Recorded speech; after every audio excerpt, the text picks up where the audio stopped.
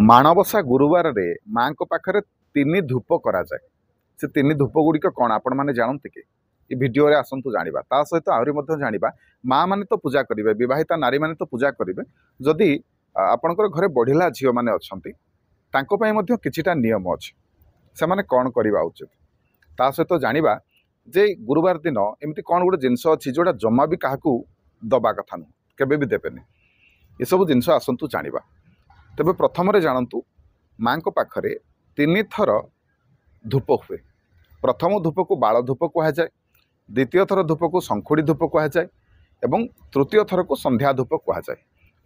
कौन कौन करेंगे ना प्रथमे सकाଳେ आम पंचामृत भोग करवा। पंचामृत भोग कले धूप दीप नैवेद्य भोग अर्पण कले आरती कले कर सारा पर आपणकर पूजा संपन्न है। पुणी 12टा बेलू पुणी जहाँ आप भोग प्रस्तुत करेंगे माँ को ना पिठापणा जहाँ सब करेंगे खीरीपुरी जहाँ सब करेंगे अर्पण करेंगे एवं तापर धूप दीप अर्पण कले नैवेद्य अर्पण कले आरती कले सरीगला।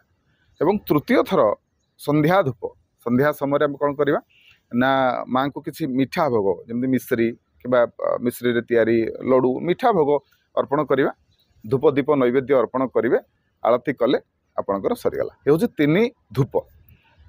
तेज गोटे कथा जाणी रखु घरे जो बढ़िला झील मैंने अच्छा बड़ झील मैंने खास करके गोटे नियम अच्छी जेहेतु माँ मैंने माण बसैकी पूजा करें कौन करेंगे ना सजे ही रे जिते सुंदर भाव में सजे ही रे आपण से भल आपण घर पर से भल कहीं प्रत्येक नारी होती लक्ष्मी स्वरूपा तेणु सजे ही माँ लक्ष्मी भली सुंदर होगी सजे ही रे एवं शेष में कौ जिनसटी देवेनि क्या जमा भी देवेनि पैसा तो एमती आम दिंतनी क्या प्रायतः गुरुवार दिन प्राय लोक पैसा दिंतने।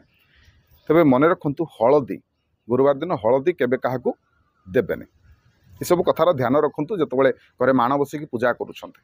वीडियो भल लगे समस्त शेयर करेंगे वीडियो को लाइक करेंगे चैनल को सब्सक्राइब करेंगे फेसबुक कि इंस्टाग्राम देखुले फॉलो निहाती करेंगे। रही जय जगन्नाथ जय शिव शंभु।